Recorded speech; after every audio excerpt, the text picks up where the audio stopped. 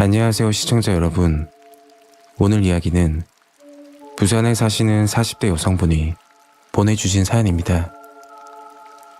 정말 충격적인 이야기인데요. 사연을 읽으면서 드라마를 보는 줄 알았어요. 현실에서 이런 일이 존재하구나 싶어서 너무 놀랐습니다. 과연 제보자분께 무슨 일이 생긴 건지 이야기로 만나볼까요? 이야기 시작 전 구독과 좋아요 부탁드리겠습니다. 그럼 시작할게요.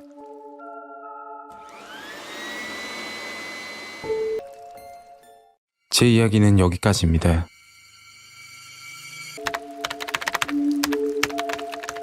지금부터 시작하는 이야기는 저의 시어머니에 관한 이야기예요.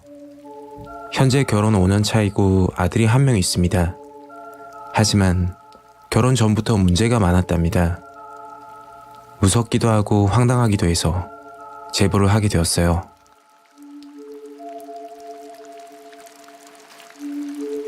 때는 6년 전.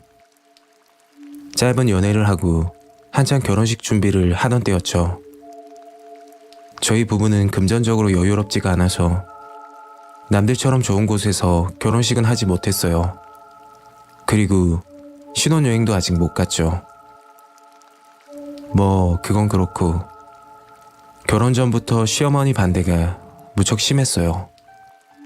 이유는 하나뿐인데 제가 아버지 없이 자라서 그 부분을 안 좋게 보셨다고 하시더라고요. 그렇게 우여곡절 힘겹게 결혼식을 올렸고 남편과 저는 시어머니 집에 들어가게 되었죠. 시어머니 말씀으로는 나가서 살지 말고 돈을 좀 모은 다음에 분가하라는 말씀이었어요. 그 말씀도 맞긴 맞지만 그날부터 지옥 아닌 지옥이 시작되었어요. 처음에는 시어머니 기분을 맞춰드리기 위해 노력을 엄청나게 했답니다. 그런데 하는 것마다 나무라시고 혼을 내시더군요. 제가 마음에 안 들어서 그럴 수 있는 부분이기에 좀 더 잘하면 되겠지 하는 마음으로 지냈던 것 같아요. 다음날 문득 이상한 걸 보게 되었어요. 남편과 제 베개를 세탁하기 위해 베개 커버를 분리했는데 그 안에서 노란색 종이에 빨간색 글씨로 새겨진 부적이 하나 있더라고요. 이게 뭘까 싶어서 보고 있는데 며느라 뭐하냐, 빨리 빨래감 가지고 오지 않고. 어머니, 이게 뭐예요?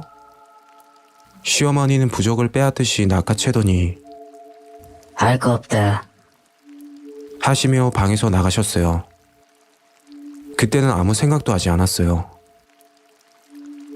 집안일도 시어머니의 관계도 힘든 건 사실이었지만 그보다 힘든 건 언제 아이 가질래?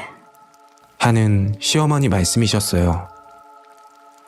제가 어릴 때부터 몸이 약해서 병원에 들락날락거렸고 그런 탓인지 아이가 쉽게 생기질 않더라고요.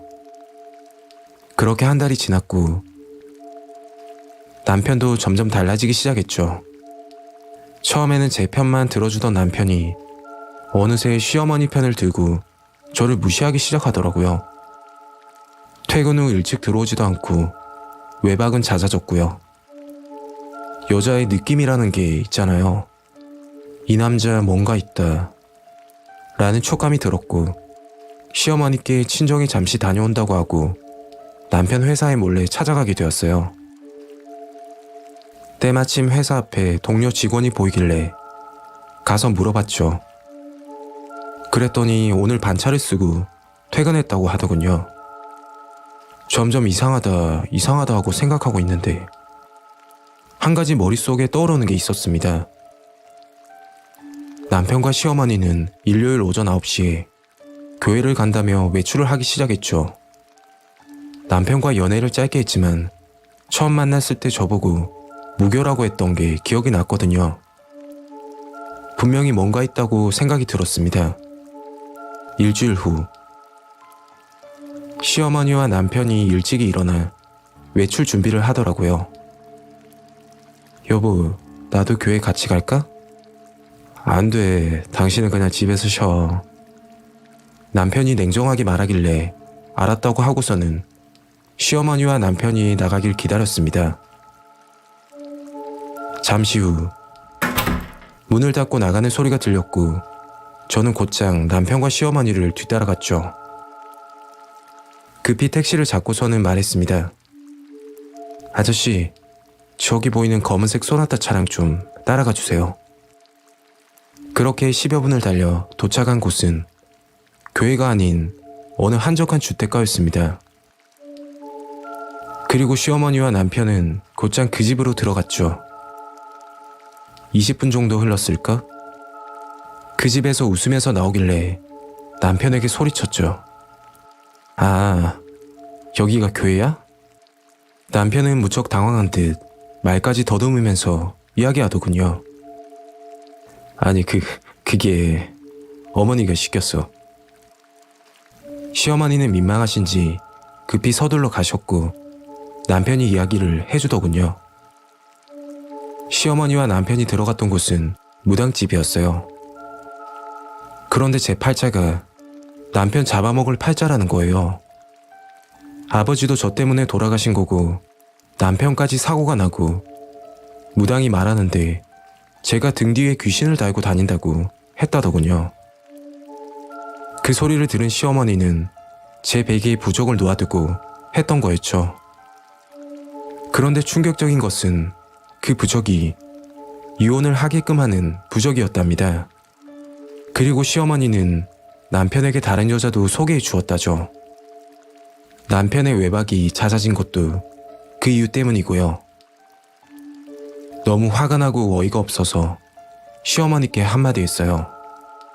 제가 뭘 그렇게 잘못했냐고 따지고 드니 넌 잘못 없어. 잘못이라면 너 뒤에 붙어있는 귀신이 잘못이겠지. 하고 말씀하시더라고요. 그런데 말씀하시면서 저를 쳐다보는 눈빛이 정말 이상했어요. 소름 돋을 정도로 말이에요. 그럼 아이는 왜 빨리 가지라고 하셨냐고 물어봤죠. 그러니 하시는 말씀이 아이가 태어나면 그 아이의 선한 기운 때문에 저에게 붙어있던 귀신이 달아날 거라고 이야기를 하셨어요. 솔직히 현실적으로 이걸 믿기도 그렇고 그냥 넘기자니 너무 찜찜하더라고요. 남편과 이혼을 하려고 했지만 참아하지 못했습니다. 저희 엄마 때문이에요. 아버지 없이 혼자서 뒷바라지 해주시고 제가 결혼까지 해서 너무도 좋아하시는데 차마 말씀드리기가 힘들었어요. 1년 후 결국 남편과 저는 아이가 생겼고 분가 후에 평범하게 살고 있습니다. 시어머니는 그때 이야기를 하면 자기가 뭐에 씌인 것 같다면서 왜 그랬는지 모르겠다고 하더라고요. 아직까지 남편이 용서가 안 되지만 이제는 아이를 위해 살기로 했습니다. 그 무당 말대로 아이가 태어났으니 저에게 붙어있던 귀신은 떨어져 나간 거겠죠? 아니면 시어머니에게 귀신이 붙어 그런 이야기를 하셨는지 아직도 의문입니다. 제 이야기는 여기까지입니다. 안녕하세요 여러분. 오늘 시청자 사연은 부산에 거주하고 계시는 30대 여성분이 보내주신 사연입니다. 가족에 관한 이야기인데요. 저도 녹음을 하면서 이런 일도 있구나 당황스러웠습니다. 과연 제보자분께 어떤 일이 생긴 건지 이야기로 만나볼까요? 이야기를 시작하기 전에 구독과 좋아요 부탁드리겠습니다. 그럼 시작하겠습니다.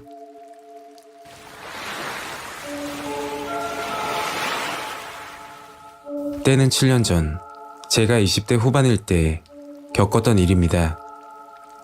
지금은 다른 지역에 살고 있지만 그 사건을 겪었을 당시에는 부산에 거주할 때였죠. 저는 저보다 2살 많은 친언니가 있었어요. 어렸을 때부터 사이도 좋았고 쉬는 날이면 같이 영화도 보러 가고 하여튼 친구처럼 지냈죠. 그런데 2014년 9월 언니가 결혼을 하게 되었어요. 형부는 외모도 시원시원하게 생겼고 저희 부모님께도 싹싹하게 잘했던지라 부모님이 엄청 마음에 들어 있습니다. 직업은 사진이나 영상 제작 편집하는 일을 했고 주로 집에서 프리랜서식으로 일을 했죠.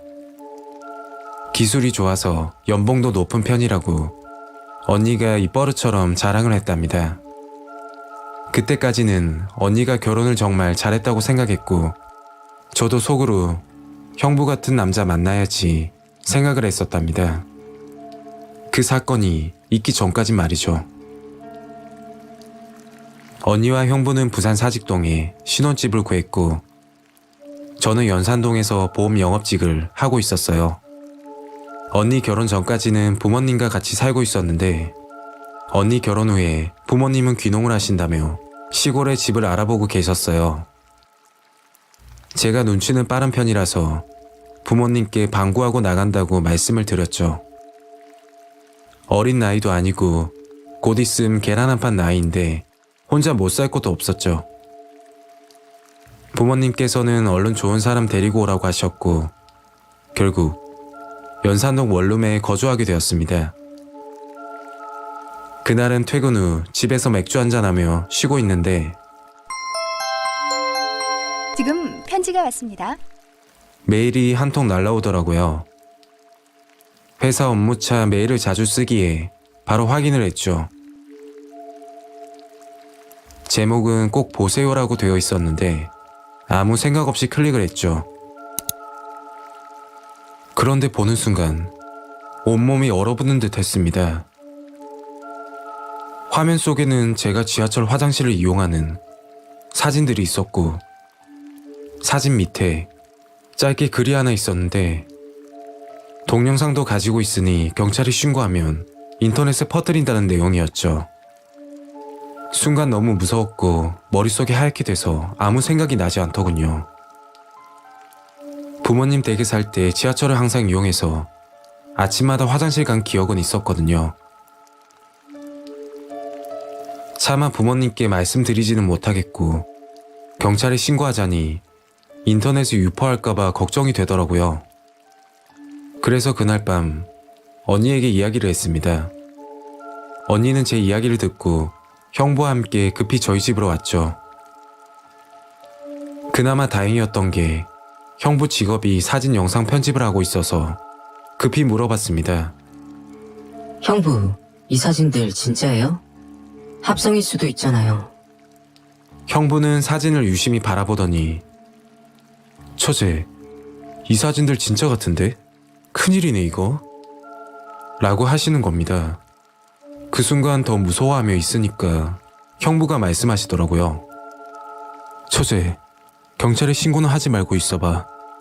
이런 애들 잘못 건드렸다가 인터넷에 유포되면 큰일이야. 그럼 어떻게 해야 돼요? 형부는 일단 혼자 있으면 위험하니 형부네 집으로 가자고 이야기했습니다.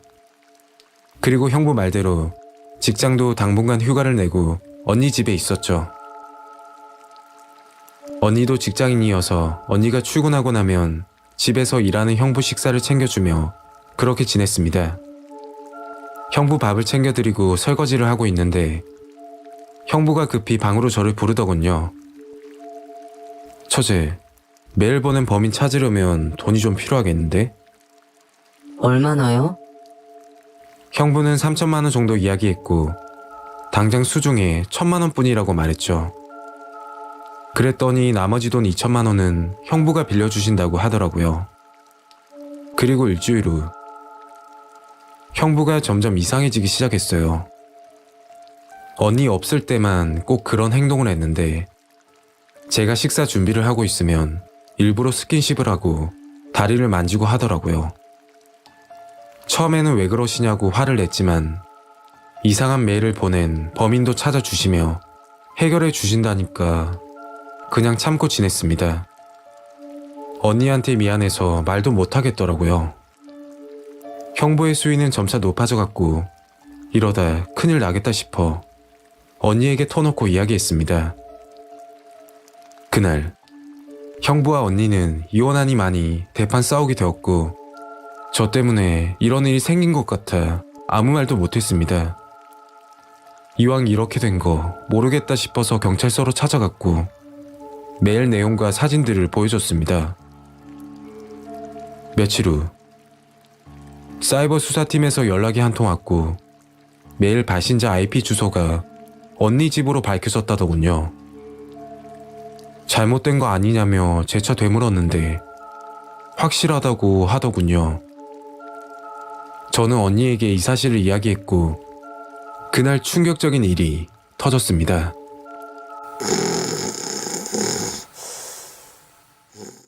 형부가 잘 때 언니가 형부 컴퓨터를 뒤졌는데 아무것도 없어서 뭔가 오해했구나 했는데 글쎄 침대 밑에 못 보던 노트북이 보였다고 해요.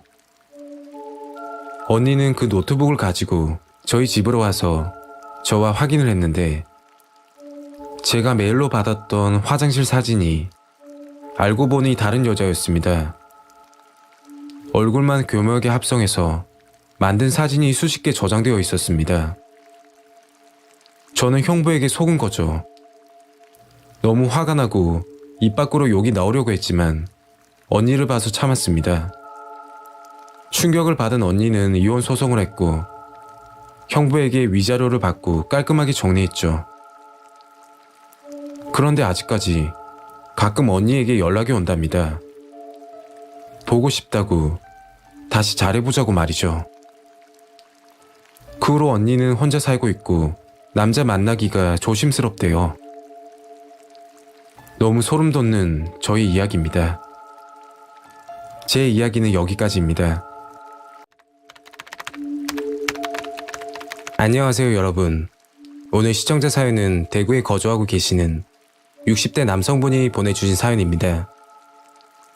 밤낚시에 관한 이야기인데요. 글을 읽으면서 눈에 보이진 않지만 뭔가는 분명 있는 것 같다는 생각이 들곤 했습니다. 거제도에서의 그날 밤, 과연 제보자분께 어떤 일이 생긴 건지 이야기로 만나볼까요? 이야기를 시작하기 전에 구독과 좋아요 부탁드리겠습니다. 그럼 시작하겠습니다.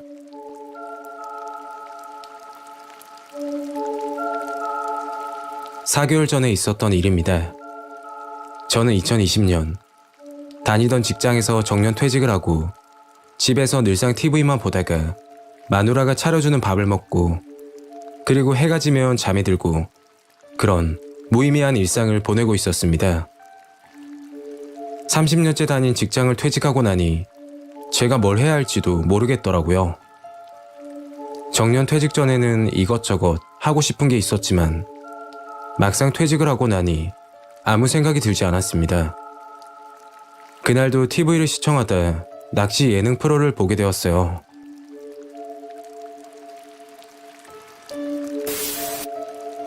뭔가 재미있어 보이기도 했고 혼자만의 시간을 가질 수 있겠다 싶어 그 길로 낚시 장비를 알아보기 시작했습니다. 아무것도 모르는 초보가 장비를 사려니 눈앞이 캄캄하더군요. 일단 집 근처 낚시용품 집에 찾아갔죠. 사장님, 낚싯대 구매 좀 하려고 왔습니다. 아, 예. 어떤 걸로 찾으세요? 글쎄요. 낚시는 처음이라 도통 모르겠네요. 민물 낚시용 그리고 바다 낚시용이 따로 있고 국산 제품과 수입산 제품, 생각보다 복잡하더군요. 곰곰이 생각해보니 바다로 나가는 건 위험하기도 하고 조용하게 저수지에서 낚시하는 게 좋을 듯 생각돼서 민물 낚시용으로 구매를 하게 되었죠. 기분이 참 좋더라고요. 이런 설레는 느낌을 느껴본 지 꽤 됐었거든요. 그날은 시간이 늦어져 다음날 새벽 일찍 낚시 장비를 챙겨 집을 나섰습니다. 제가 처음 낚시를 시작하게 된 곳은 대구 각산동에 있는 크고 깨끗한 저수지였어요. 새벽 이른 시간이었지만 저 말고도 낚시하는 분들이 소수 계셨고 그분들 근처에 자리를 잡고 앉았습니다. 안녕하세요. 처음 뵙네요. 처음 보는데도 불구하고 인사를 해주시더라고요. 이런 맛에 낚시하나 싶어서 같이 말동무도 하며 낚싯대를 던지고 기다리고 있었습니다. 사실 낚싯대를 던지는 것도 애로사항이 있었어요. 옆에 계시는 분이 없었다면 그날 구경만 하다 집에 갔을지도 모르겠네요. 그리고 잠시 후 뭔가 낚싯대가 꿈틀꿈틀하길래 옆에서 조언해주는 분 말씀을 듣고 천천히 당겼습니다. 그게 제가 잡은 첫 물고기입니다. 아직도 기억이 생생하네요. 이 녀석 이름은 베스라고 하는데 저수지 얕은 물가에서 잘 잡히는 종류라고 설명해 주시더군요. 그렇게 저는 낚시에 푹 빠지게 되었습니다. 한 달 후, 제가 기존에 샀던 장비들로는 다양한 물고기를 잡을 수 없다는 걸 알았고, 기존 장비에서 좀 더 돈을 투자해 좋은 곳들로 마련하게 되었습니다. 그리고 용품점 사장님 말씀이 거제도 오량리에 오량 저수지라고 있는데 떡밥으로 38cm나 되는 물고기를 낚았고 마을 노인이 사자를 낚았다는 소문도 있다고 하시더군요. 주변에 찜질방이 있어서 초저녁에는 오가는 차 소리 때문에 시끄러우니 꼭 11시에서 새벽 3시에 가라고 하셨습니다. 그때가 물고기가 잘 잡힌다고 말이죠. 그렇게 그날 밤 일찍 저녁을 먹고 장비를 챙겨 출발했습니다. 넉넉 잡아서 3시간 정도 걸리니 7시경에 나왔던 걸로 기억합니다. 밤낚시는 처음이라 긴장도 되고 설레는 마음으로 출발했죠. 통영 대전 고속도로를 타고 한참을 달린 후 목적지 근처에 닿았을 무렵 황토방이라는 표지판이 보이더군요. 그 길로 따라 올라가니 한적한 저수지가 보였습니다. 아, 여기구나. 근방에 주차하고 1인용 텐트와 낚시 장비를 꺼냈습니다. 한참 낚시 장비를 세팅하고 있는데 음산한 기분이라고 해야 될까?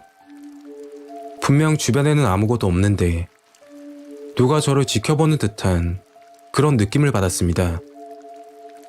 뭔가 샤부작거리는 소리가 가끔씩 들리긴 했는데 저수지라 근처의 잡초들이 무성했었거든요. 잡초 사이의 벌레 소리인 줄 생각했었죠. 혼자 낚시를 하고 있으니 너무 조용하고 밤낚시는 처음이라 좀 무섭더라고요. 그래서 음악이나 듣자 해서 휴대폰을 켰는데 글쎄, 휴대폰이 먹통인 겁니다. 산속도 아니고 근처 찜질방도 있는데 발신 제한 구역이라고 뜨더군요. 인터넷도 잡히지 않았고요. 그때 분명히 제 귀에 이상한 소리가 들렸습니다. 벌레 소리는 확실히 아니었고 뭔가가 무성한 풀숲에서 천천히 다가오는 소리라고 표현하면 딱 맞을 겁니다. 그 소리는 점점 가까워져 갔어요. 순간 드는 생각이 요즘 낚시 금지 구역이 많아져서 마을 주민분이 저를 발견하고 오셨나 보다 라고 생각했죠. 소리가 나는 쪽을 쳐다봤는데 그 모습은 아직도 생생합니다. 물에 흠뻑 젖은 여자아이가 그 자리에 서서 저를 보고 있더군요. 저는 아이에게 무슨 일이 생긴 줄 알고 너무 놀라서 아이에게 뛰어가며 말했습니다. 애기야, 여기는 어떻게 왔어?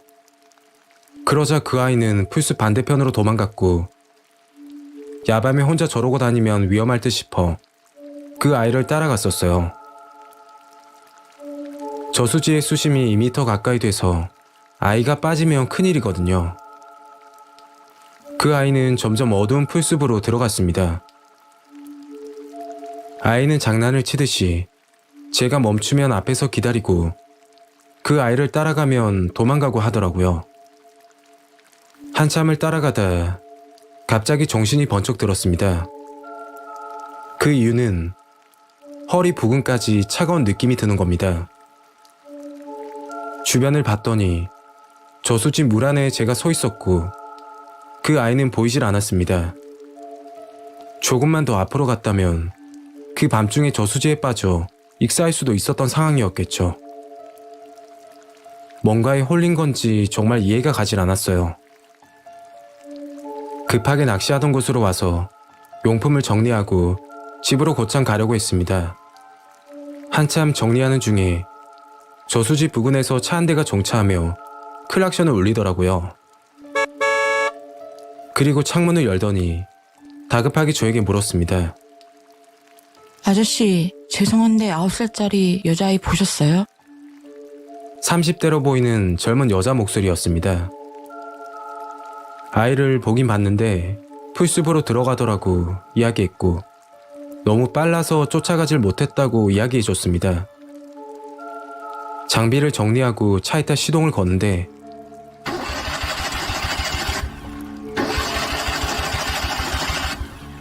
시동이 걸리지 않았어요. 알고 봤더니 라이트를 켜둔 상태로 내려서 배터리 방전이 된 거였죠. 시간도 늦었고 근처 찜질방도 있어서 한숨 자고 가자며 찜질방으로 들어갔습니다. 다음날 보험사를 불러 배터리 충전을 하고 가려는데 마을 주민으로 보이는 어르신이 지나가시더라고요. 어제 일이 문득 생각이 나서 여쭤봤습니다. 저 어르신, 제가 어제 낚시를 하다 어린아이를 봤는데 혹시 마을에 무슨 일 없습니까? 그러니 어르신 하시는 말씀이 찜질방 손님들도 그렇고 여기 근처 오는 사람들도 한 번씩 그런 소리를 했다고 말씀하셨어요. 그리고 마을에 남편 없이 사는 엄마와 딸이 있었는데 집이 경매로 넘어가고 쫓겨나듯이 하고서는 그 후로 행방불명이 되었다고 하더군요. 저수지에서 본 아이와 급하게 클락션을 울리며 차에서 아이 안부를 물어봤던 그 여자와 관련이 있을지는 모르겠지만 분명 무슨 일은 있었던 게 아닐까 생각이 들었습니다. 제가 그날 밤 쫓아갔던 그 아이는 사람이 맞을까요? 저는 그 후로 밤낚시는 가지 않습니다. 제 이야기는 여기까지입니다.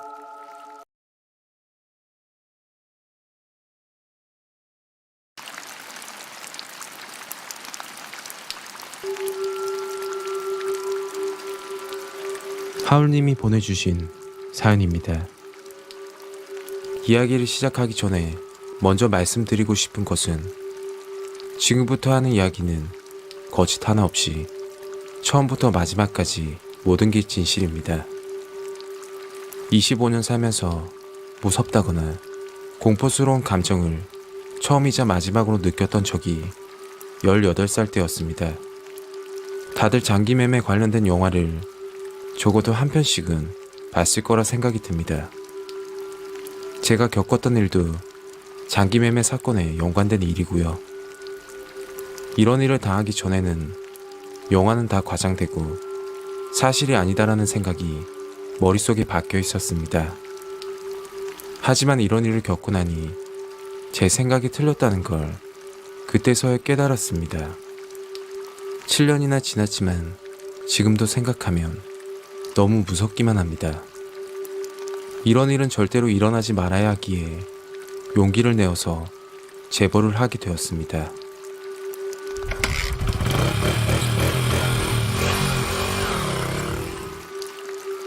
(18살) 고등학교 2학년 때 일입니다.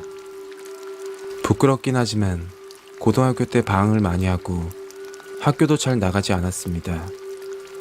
오토바이를 타며 노는 걸 즐겼기 때문에 배달 일을 하면서 돈을 벌고 새벽에는 친구들이랑 놀면서 시간을 헛되이 보내고 있었습니다. 그렇게 시간이 흐르고 선선한 가을이 가고 12월 추운 겨울이 올 때쯤이었습니다.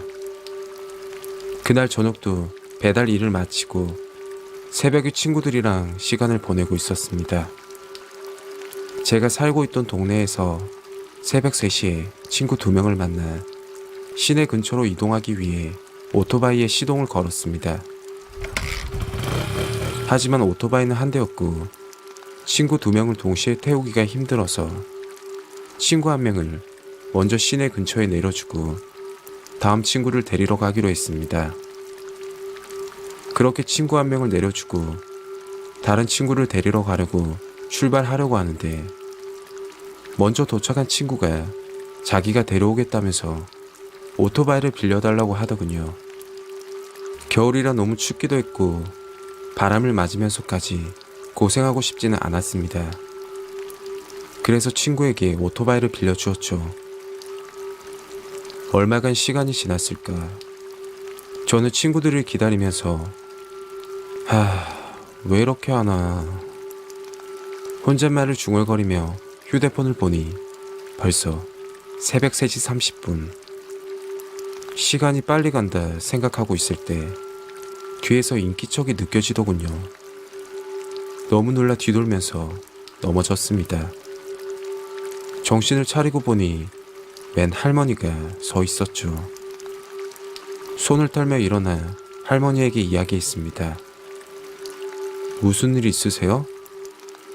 아니, 내가 눈이 침침해서 그런데 여기 목욕탕 몇 시에 문 여는지 좀 봐줘. 목욕탕 시간을 확인해달라는 것이었죠. 저는 할머니가 아침 일찍 목욕탕을 다니시는구나 생각해서 목욕탕 입구 쪽으로 발걸음을 옮기려고 했습니다. 목욕탕 입구는 건물 뒤편에 있어서 그쪽으로 걸어가던 중 작은 표지판이 보였죠. 그 표지판은 이렇게 써져 있었습니다. 오픈은 새벽 6시, 문 닫는 시간은 저녁 10시. 저는 할머니께 말씀을 드렸죠. 할머니, 여기 목욕탕 6시에 문 연대요. 지금 시간이 3시 45분이니까 2시간 뒤에 집에서 다시 나오세요. 이렇게 말을 했습니다. 그랬더니 할머니는 아무런 말도 없고 반응도 없었습니다. 그런데 저를 뚫어지게 보고서는 목욕탕 입구 쪽으로 가서 다시 확인을 좀 해달라는 것이었습니다. 이때부터였죠. 뭔가 이상하다는 걸 느낀 게. 저는 평소에 긴장을 하면 몸을 좀 많이 떠는 편입니다. 그날은 날씨도 춥고 해서 몸을 떠는 게 평소보다 심했죠. 그렇게 몸을 떨면서도 할머니께 다시 이야기했습니다. 할머니, 여기 보시면 목욕탕 문 여는 시간이 6시래요. 6시에 다시 오시면 돼요. 못 들으실까봐 나름대로 천천히 이야기까지 했습니다. 그런데 할머니는 또 반응이 없었죠. 할머니는 집요하게 목욕탕 입구 쪽으로 가서 확인을 해달라고 반복을 하며 이야기했고, 저는 그 자리에서 같은 말을 반복했습니다. 그리고 확실하게 느낄 수 있었던 건 목욕탕 입구 쪽으로 절대로 가면 안 된다는 이상한 느낌을 받았습니다. 집요하게 이야기하던 할머니는 이상한 말을 하더군요. 내가 부산에 살면서 한 번도 실패한 적이 없었는데 요 김해촌 동네 와서 실패한 건 네가 처음이다. 그 말이 끝나기가 무섭게 목욕탕 입구가 있는 건물 뒤편에서 자동차 시동이 걸리는 소리가 들렸고, 누군가 저를 향해 뛰어오는 게 보였습니다. 그때 머릿속에는 한 가지 생각밖에 들지 않았습니다. 잡히면 죽는다 라는 생각밖에 들지 않았죠.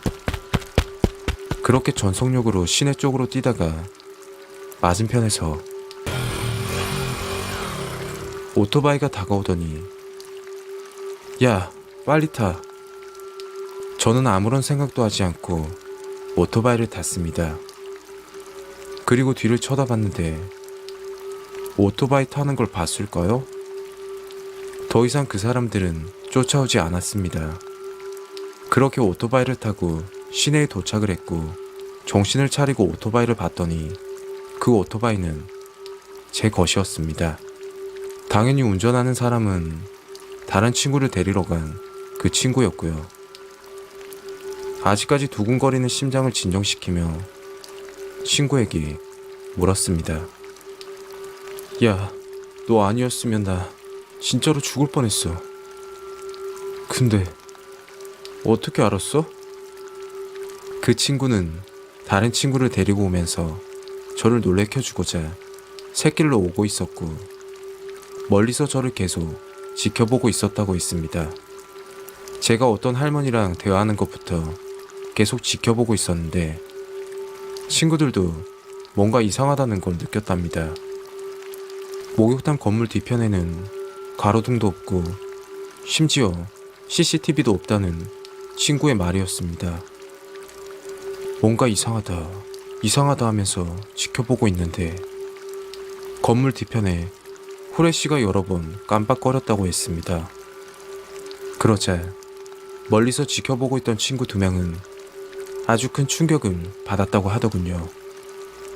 6명에서 7명 정도 되는 남자들이 저를 계속 지켜보고 있었다고 합니다. 어떻게 해야 할까 고민하던 찰나에 제가 도망치는 걸 보고는 오토바이를 타고 저를 데리러 왔던 것이었죠. 그 친구와 같이 있던 친구는 미친 듯이 뛰어 시내 방향으로 먼저 갔다고 합니다. 만약 조금만 더 시간이 늦었더라면 아마 잡혔을 것입니다. 뒤에 차량도 쫓아오고 있었기 때문이죠. 이 일을 겪고 난 뒤 저희 3명은 지금까지 새벽 늦게는 밖에 돌아다니지 않습니다. 물론 경찰서에 신고하거나 다른 사람에게 알릴 수 있는데 저희 3명은 죽어도 비밀로 하자고 했습니다. 멍청한 거 아니냐, 왜 신고 안 하냐, 이런 생각을 하실 수 있습니다. 그렇지만 저희를 찾아낼 수 있다는 무서움 때문에 신고를 하지 못했습니다. 그리고 지금 생각해도 제일 무서웠던 건 그 할머니가 했던 말이었습니다. 부산에서 한 번도 실패해 본 적이 없다는 그 말.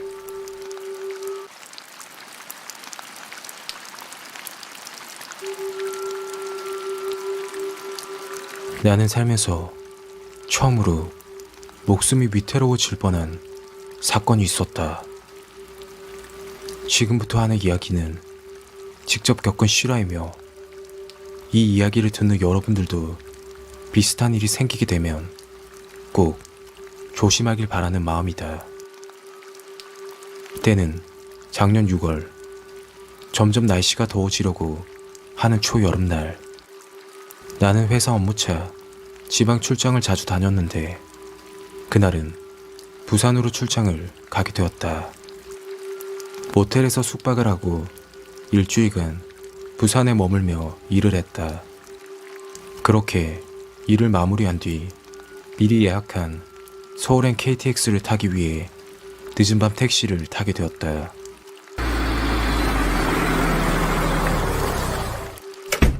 부산역으로 가주세요.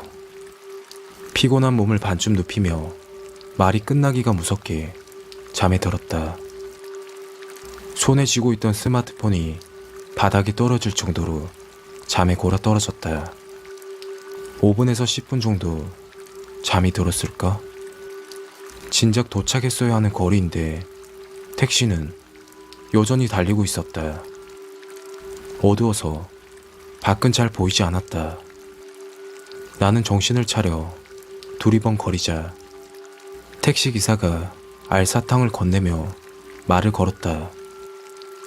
많이 피곤하죠? 이거 드시고 정신 차리세요. 거의 다 왔거든요. 갑작스러웠지만 택시기사의 호의에 마음이 안정됐다. 그러나 평소에 원체 단 음식을 멀리했던 터라 바로 먹지는 않고 가방 주머니에 넣었다. 그러던 중 시계를 바라보니 택시를 탄 지 벌써 20분이나 지나 있었다. 뭔가 수상함을 느끼고 정신을 차린 나는 택시 기사에게 물었다. 기사님, 도대체 어디로 가시는 거죠? 택시 기사는 덤덤한 말투로 거의 다 왔다고 대답했다. 그런데 차 안에서 밖을 아무리 둘러봐도 부산역은 보이지 않았고 흔하디 흔한 건물 간판도 없었다. 나는 확실히 뭔가 잘못됐다는 걸 느꼈다. 택시 기사가 요금을 더 받기 위해 빙빙 돌아간다고 생각했던 것이었다. 어이없는 상황에 화가 났고 택시 기사에게 따지듯이 이야기했다.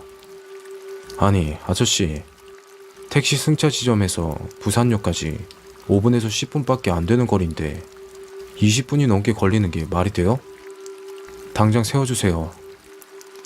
똥 밟은 셈 치고 다른 택시를 타고 가려고 했던 것이었다. 그런데 순간 택시가 급정차했다. 그리고 택시 기사가 차분한 어조로 말을 했다. 손님, 차량에 문제가 좀 생겼어요. 요금은 안 받을 테니까 저기 옆에 있는 택시로 좀 갈아타세요. 이에 나는 무슨 문제가 생긴 건지 되물었지만 뚜렷한 대답을 듣지 못했다. 사실상 택시 환승은 반강제였다. KTX 열차 시간이 다가와 점점 초조해진 나는 시간이 지체돼 불쾌했지만 택시기사의 점잖은 태도에 크게 화를 낼 수는 없었다. 그래서 그의 말대로 인근 도로가에 정차되어 있는 택시로 군말 없이 옮겨 탔다. 이때까지 나는 아무런 의심을 하지 않았다. 그런데 정차된 택시로 갈아탄 뒤 이상한 일이 벌어졌다. 갈아탄 택시를 탄 지 불과 5분도 되지 않은 짧은 시간에 택시 기사가 길이 막힌다며 돌아가겠다고 말하는 것이었다. 그리고 이전 택시에서 건네받은 사탕과 유사한 또 다른 사탕을 환승한 택시에서도 받았지만 먹지 않고 손에 쥐었다. 뭔가 느낌이 좋지 않았기 때문에 그때부터 불안이 몰려오기 시작했다. 얼마 전 인터넷 카페 게시판에서 떠돌던 택시 괴담이 떠올랐다. 그 괴담의 내용은 택시 납치 후 장기 매매까지 이어진다는 충격적인 내용이었다. 이마에 식은땀이 흐르고 머릿속에는 이미 수많은 시나리오가 스쳐 지나가고 있었다. 이미지 트레이닝으로 최악의 상황을 면하고자 했던 것.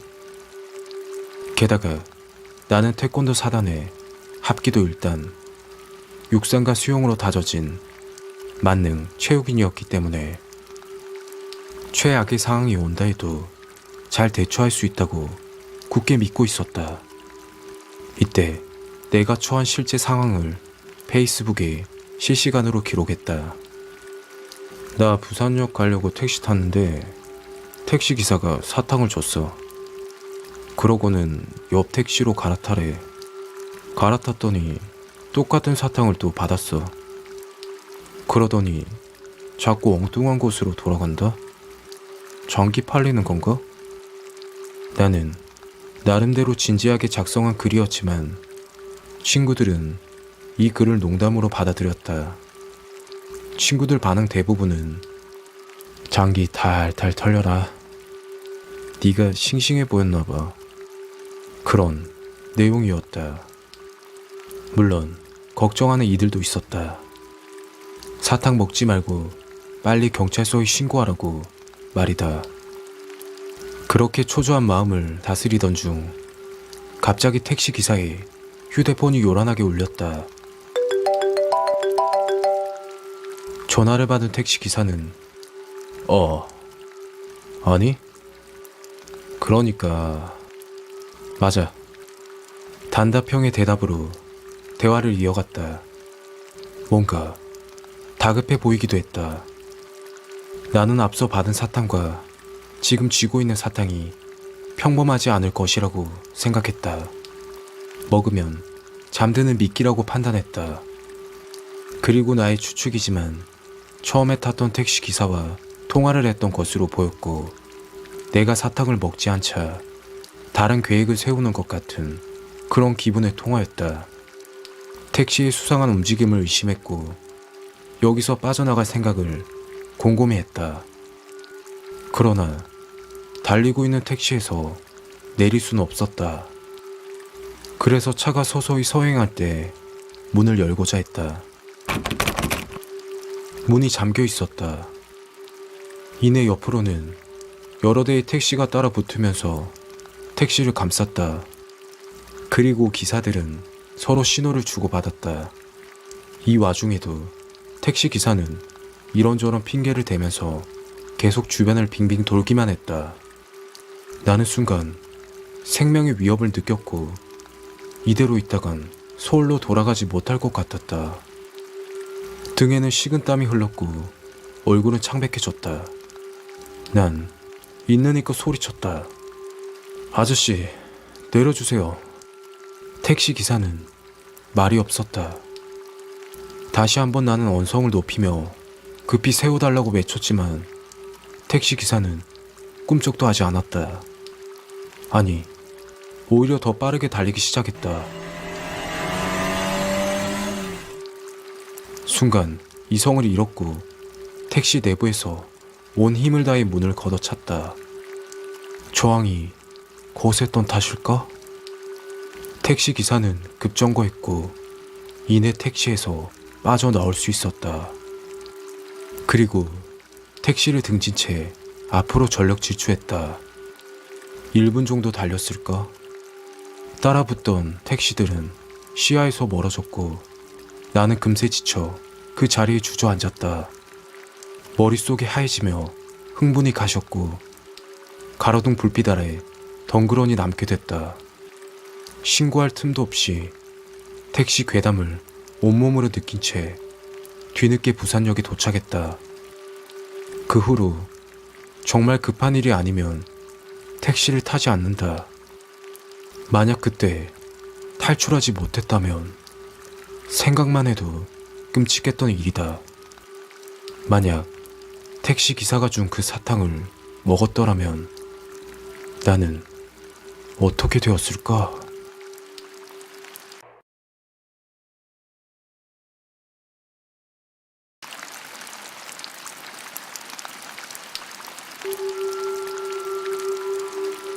지금부터 하는 이야기는 제가 살면서 가장 무서웠던 이야기 중 하나입니다. 요즘 같은 힘든 시기에 조금이나마 으스스한 온기와 더불어 요원이 남는 이야기거리가 되었으면 하는 바람에서 사연을 보냅니다. 때는 전역을 하고 부동산 분양업을 할 때였습니다. 23인가 아마도 그때쯤이었을 거예요. 부동산 분양업의 특성상 분양이 100% 완료되어 끝나거나 일이 되지 않아서 다른 곳으로 옮겨야겠다고 팀원들이 판단하면 서울, 경기, 부산 할 것 없이 분양 일거리를 찾아 이리저리 옮겨 다닙니다. 그리고 정처 없이 옮겨 다니던 도중 사건은 경기도 양주에서 일어나게 되죠. 전에 하던 곳에 분양 일이 잘 되지 않아 모두 어디로 이동할까 망설이다 양주가 뜨고 있다는 정보를 입수받은 팀장형이 양주로 이동을 제안하셨습니다. 처음부터 같이 시작한 팀원들 중 몇몇은 그만두었고 팀장 민수형과 진태형 그리고 지수 누나 3명이 남게 되었죠. 그렇게 형 둘과 누나 1명, 저 포함 4명이서 양주로 이동하게 됩니다. 사무실은 양주에 위치한 롯데리아 맞은편 컨테이너였고 그 옆에 리치마트라는 대형마트가 있던 걸로 기억합니다. 그리고 숙소는 영웅장이라는 여관이었습니다. 그전 일터에서 제대로 된 정상과 수입을 받지 못하고 넘어온 장소라 숙소라도 싼 곳을 찾기 위해 발품을 팔고 팔다 결국 여기로 온 거죠. 분양의 특성상 아파트나 빌라의 분양일이면 분양하는 건물 공실에서 숙소 생활을 하는데 상가의 경우에는 방을 따로 잡아야 하는 불편함이 있었죠. 아무튼 민수 형이 여관으로 들어가서 한 달 숙박하는 금액을 여관 주인과 조정한 후에 각자 숙소를 배정받았습니다. 저와 진태형은 202호, 그리고 누나와 민수 형은 201호로 방을 잡았습니다. 짐을 들고서는 계단을 올라가는데 카운터 앞에 마중 나온 주인 아주머니 얼굴이 너무 이상했습니다. 아이고, 젊은 총각이네. 반겨주시는 아주머니께 인사를 드리고 얼굴을 봤는데 일본의 경극 배우처럼 새하얗게 실한 얼굴, 새빨간 립스틱과 아이라인, 비정상적으로 큰 얼굴과 작은 키. 뭔가 일반적이지 않다는 생각과 함께 왠지 무서운 기분이 들어 대충 인사만 드린 기억이 나네요. 계단을 올라오자 바닥에는 온통 카펫이 깔린 옛날식 요관이 눈에 띄었고, 한낮이었음에도 불구하고 복도의 불이 어둡게 꺼져 있었습니다. 배정받은 202호 방은 입구문이 나무로 되어 있고, 문을 열면 신발장, 그리고 왼편에 허름한 화장실, 또다시 나무 문을 열면 방이 있는 구조의 옛날식 여관이었습니다. 저와 함께 방을 쓰게 된 진태형과 짐을 풀고 있었는데, TV 및 장판에 뭔가 갈색 얼룩이 굉장히 크게 지어져 있는 걸 보았습니다. 처음에는 방 온도가 너무 뜨거워 그을린 건가? 그렇게 생각했지만 그런 그을린 자국은 시골에서 자주 봤기 때문에 절대로 그을린 자국은 아니란 걸 알 수 있었죠. 이게 뭐지? 하면서 짐을 풀고 있을 때 옆방에 계시던 민수 형이 저희 방으로 넘어오시게 됩니다. 막내야, 짐 다 풀었냐? 예. 근데 이거 바닥에 이거 뭐예요? 라고 묻는 저희 물음에 사람 피 같은데? 누가 뒤졌나 보다 라고 말씀하셨어요. 웃어 넘기기는 했지만 왠지 식은땀이 등 뒤로 흘렸던 기억이 납니다. 그 후 점심을 먹고 일을 다 마친 후에 각자 숙소로 흩어져 쉬고 있었습니다. 8시부터 10시까지 밖에서 운동을 하고 복귀하는 게 스케줄이었던 터라 운동을 끝내고 방으로 들어왔습니다. 방문을 여니 진태형이 주무시고 계셨고, 저도 화장실로 가서 옷을 빨고 샤워를 했죠. 근데 샤워를 하다가 자꾸 이상한 한기가 느껴지더군요. 입김을 내어보니 입김이 났습니다. 그렇게 추운 겨울도 아니었는데 말이죠. 아무튼 샤워를 마치고 바닥에 이불을 깐 다음 자리에 누웠습니다. 잠이 들락말락 그렇게 한 10여 분 흘렀을까요? 멀리서 툭, 툭 하는 소리가 들렸습니다. 처음에는 화장실 물이 떨어지나 아니면 젖은 샤워 타월에서 물이 떨어지나 생각했는데 점점 갈수록 소리가 가까워지더군요. 이게 어떤 소리인지 표현하긴 애매하지만 혹시 방바닥이나 책상을 손톱으로 두드리며 리듬 타는 소리 아시나요? 아마도 그 소리였던 것 같습니다. 바닥에 깐 이불 바로 옆 장판을 누군가가 손톱 여러 개로 미친 듯이 두드리는 소리가 귀 바로 옆에서 들리더군요. 소리 지를 겨를도 없이 눈을 뜨고 바로 옆 진태형을 보니 바들바들 떨고 계시더군요. 그리고선 저에게 바로 옆방으로 뛰자고 하셨고, 팬티 바람으로 저희 둘은 옆 숙소로 뛰어갔습니다. 민수 형과 지수 누나가 일어나 앉아 계시더군요. 너네 왜 그렇게 식은땀을 흘리냐? 민수 형이 물어보셨고, 저희는 방에서 있었던 일을 다 이야기했습니다. 민수 형은 이상하다 하시며 이야기를 해주시더군요. 민수 형과 누나가 주무시고 계시는데 민수 형이 가위에 눌리셨답니다. 눈을 뜨고 발밑에 위치한 TV 위 창문을 바라보셨는데 사람 손목이 창문을 긁고 있더랍니다. 너무 무서워서 속으로 온갖 욕이란 욕은 다 했다고 합니다. 그러자 점차 손목이 희미해졌고 민수 형이 안심하던 순간 머리맡에 나무 문에서 손톱으로 나무 문을 긁으며 휘젓는 소리가 들렸다고 합니다. 그러다 화들짝 깨어났을 때 지수 누나가 먼저 앉아 계셨다고 했습니다. 민수 형이 지수 누나에게 안 자고 뭐하냐고 물어봤고, 그때 누나가 섬뜩한 이야기를 했습니다. 누나는 잠이 들었고 이상한 꿈을 꾸게 됩니다. 롯데리아 앞에 위치하는 사무실에 가기 전에는 횡단보도가 있었는데 저희 넷이 횡단보도 앞에서 신호를 기다리고 있었답니다.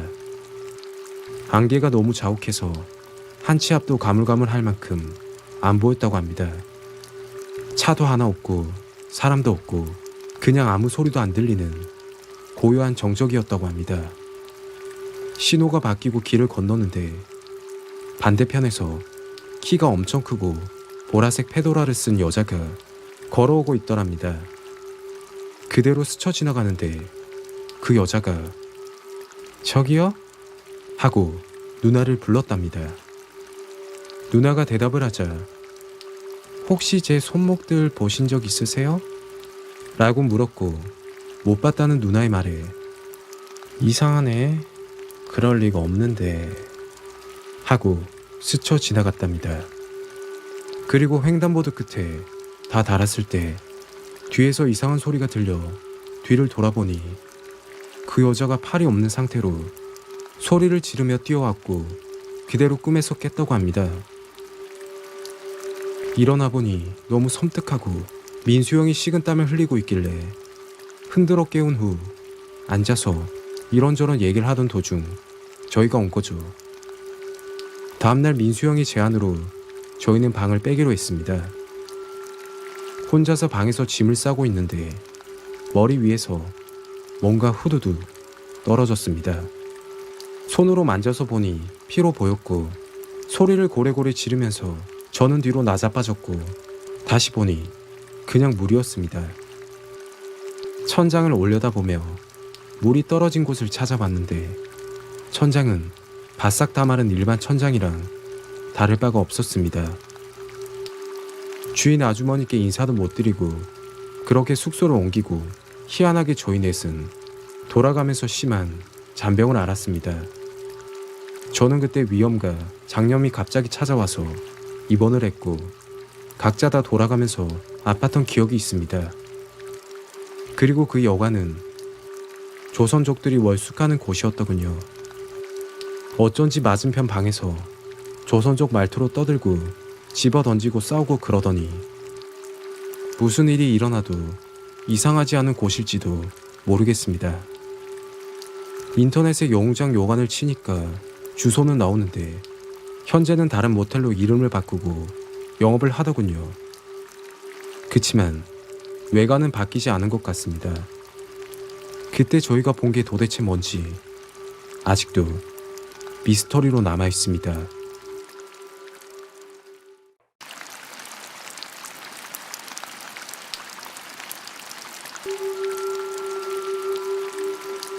그러니까 10년인가 11년 전쯤 일이다.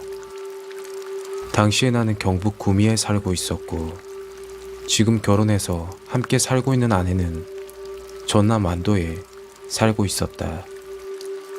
우리는 여행 동호회 활동을 하면서 알게 됐고 서로 호감을 느끼며 사랑하는 사이가 되었다. 내가 자동차를 가지고 있어 항상 주말마다 구미에서 완도로 왔다 갔다 하는 게 일과였다. 그때 구미에서 완도로 가는 길, 내가 아는 길은 한 가지뿐이었다. 88 고속도로를 타고 광주, 나주 해남을 거쳐 남창까지 가면 완도가 나온다. 올 때도 마찬가지였고 지금은 길이 새로 닦여 그나마 많이 좋아졌지만 당시만 해도 나주만 벗어나면 완도까지는 차 2대가 겨우 비껴갈 수 있는 좁고 구불구불한 길이었다. 멀리 비치는 인가의 불빛만 존재하고 가로등도 없었다. 수도 없이 지나가야 하는 구부정한 고깃길에는 왠지 으스스한 느낌마저 드는 그런 길이었다. 구미에서 완도까지 6시간이 넘게 걸렸다. 그날은 여름 장마철이었다. 토요일 저녁, 그날따라 일이 좀 많아 늦게 퇴근을 하게 되었다. 예정대로라면 다음날 일요일 새벽녘에 도착해서 잠깐 눈을 좀 붙인 후에 여자친구를 만나 일요일을 보내고 돌아올 생각이었다. 지리산 휴게소를 지날 때부터 장대 같은 비가 계속 쏟아졌다. 광주에 도착했을 때 이미 자정이 훌쩍 지나가 있었고 비는 하염없이 쏟아지고 있었다. 천둥 번개까지 치면서 어차피 날이 밝아야 여자친구를 만날 수 있었기 때문에 나는 급하게 서두를 이유가 없었다. 여자친구가 사준 오디오 테이프를 들으며 휘파람도 불어가면서 사실 나는 비가 오거나 눈이 오는 날씨를 좋아했다. 13번 국도를 따라서 막 고개를 하나 넘고 있었는데 이 고개만 넘으면 해남이었다. 커브길을 돌아가는 순간 내 차의 라이트 불빛에 20살이 안 되어 보이는 학생의 모습이 언뜻 보였다. 우산도 없이 오는 비를 다 맞아가면서 태연히 손을 흔들고 있었다. 마치 택시를 잡듯이. 너무도 자연스럽게 길가에 서서 손을 들고 있었다. 이 시간에 이 산속에 폭우까지 쏟아지는데? 별 이상한 사람도 다 있네. 하면서 그냥 지나쳤는데 스쳐 지나가면서 언뜻 본 그 학생의 눈빛이 뇌리에 꽂히고 말았다. 정말 뭐라고 표현해야 할지 모르겠지만 그 짧은 순간에, 그것도 비까지 쏟아지는 한밤중에 그 학생과 눈이 마주칠 수 있다니 지금 생각해도 의아에 따릅니다. 아무튼 왠지 찜찜하고 미안하기도 하고 뭐라 설명할 수 없는 그런 기분이 들었다. 에휴, 어차피 좀만 가면 해남인데 태워주자. 내키진 않았지만 차를 돌렸다. 나는 그 학생이 해남에 가는 거라고 생각했고 그건 너무도 당연한 생각이었다. 하지만 그게 아니었다. 그 학생은 스스럼 없이 조수석에 올라타더니 아저씨, 땅끝말려. 변성기를 거치지 않은 듯한 짧고 가녀린 음성 그 한마디뿐이었다. 그리고는 창 쪽으로 고개를 돌려 바깥만 보고 있었다. 땅끝마을? 어이가 없네. 이게 택시인 줄 아나? 그리고 아저씨라니 아직 결혼도 안 한 총각 보고. 마음속으로 이야기하며 그렇게 달렸다. 완도 가는 길에 땅끝마을도 있으니 어차피 가는 길이고 나도 처음 보는 사람과 인사치레로 쓸데없는 얘기 주고받기 싫어하는 성격이었으니까. 그래도 좀 괘씸하다는 생각은 들었다. 최소한 고맙다는 말 정도는 해야 되지 않나? 무슨 택시도 아니고 말이다. 조수석 창에 비친 그 학생의 표정은 굉장히 슬퍼 보였다. 캄캄한 밤이었고 비까지 내려서 몇 미터 앞도 잘 안 보일 텐데도 창가에 비친 그 학생의 눈동자는 아주 먼 곳을 바라보는 듯했다. 뭐 실연이라도 당해 술이라도 한잔 했겠거니. 그런 생각하면서 운전을 했다. 그 학생도 날 신경 쓰지 않는 것 같았고 옆에 아무도 없다 생각하고 콧노래를 흥얼거리면서 계속 달렸다. 남창에 거의 다 달았을 즈음 비는 거의 잦아들었고 대신 새벽녘의 안개가 자욱하게 끼기 시작했다. 마치 구름 속을 달리는 듯한 지독한 안개였다. 나는 잠시 고민에 빠졌다. 이 학생을 땅끝마을까지 태워줄까? 여기서 내리면 꽤나 걸어가야 할 텐데.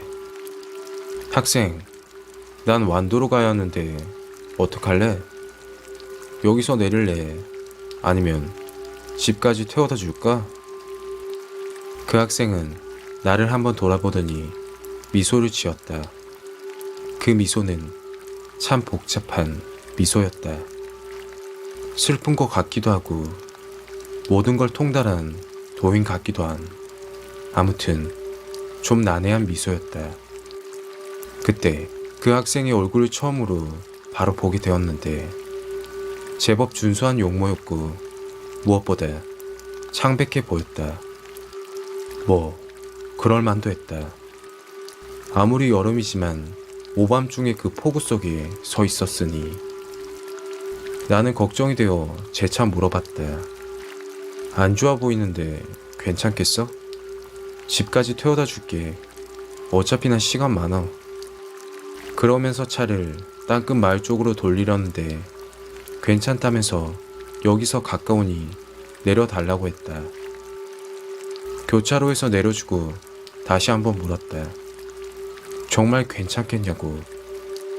그 학생은 고개만 까딱거렸다. 학생이 내리고 교차로를 지나오면서 룸미러로 뒤를 봤는데 분명 내린 지 얼마 안 되었는데 학생의 모습이 보이질 않았다. 교차로를 건너서 차를 세우고는 내려서 건너편을 봤지만 역시 보이지 않았다. 하긴 어둡기도 했고 자욱한 안개 때문에 눈앞에 있는 곳도 잘 보이진 않았다. 어두운 한밤중 자욱한 안개 속에 가로등 몇 개만 스멀거리는 외딴 곳에 혼자 있다고 생각하니 갑자기 좀 무서워지기 시작했다. 뭐 내리자마자 뛰어갔겠지. 스스로를 납득시키고 서둘러 그곳을 떠났다. 그렇게 완도 읍내에 도착하니 새벽 5시가 다 되어가고 있었다. 적당한 곳에 차를 주차시키고 창문을 조금 열어놓은 후에 의자를 뒤로 젖혀 잠을 청했다. 두어 시간 자고 일어나면 여자친구를 만날 수 있다는 생각을 하면서 얼마를 잤을까? 창문을 두드리는 소리에 잠에 섰겠다. 희뿌옇게 날이 밝아오는 가운데 아까 내려줬던 그 학생이 자동차 창문을 노크하듯이 두드리면서 자고 있는 나를 들여다보고 있었다. 그때는 너무 놀라 기절 직전이었다. 화들짝 깨어나서 놀란 내색을 하지 않으려고 애쓰며 창문을 내렸다. 뭐야, 너 아직 안 갔어? 비몽사몽간에 더듬거리면서 주절거리니까 그 학생이 씩 웃더니 고마웠다고 말을 했다. 아무도 태워주지 않았는데 아저씨가 태워줬다고 고맙다고. 그러고 보니 여기까지 올 동안 고맙다는 말 한마디 없더니 그 말 하려고 다시 온 건가? 물어보려고 하는데 그 학생은 일방적으로 말을 했다. 비 오면 88 고속도로로 가지 말아요. 비? 가지마? 학생은 내 말에 대꾸하지 않고 가버렸다. 왠지 붙잡아야겠다는 생각에 차 문을 열려는데 문이 굳게 잠겨 열리지 않았다. 문을 열려고 용을 쓰다가 잠에 섰겠다. 그건 꿈이었다. 재빨리 문부터 열어봤다. 당연하게 문은 열렸지만 꿈이 너무 생생했다.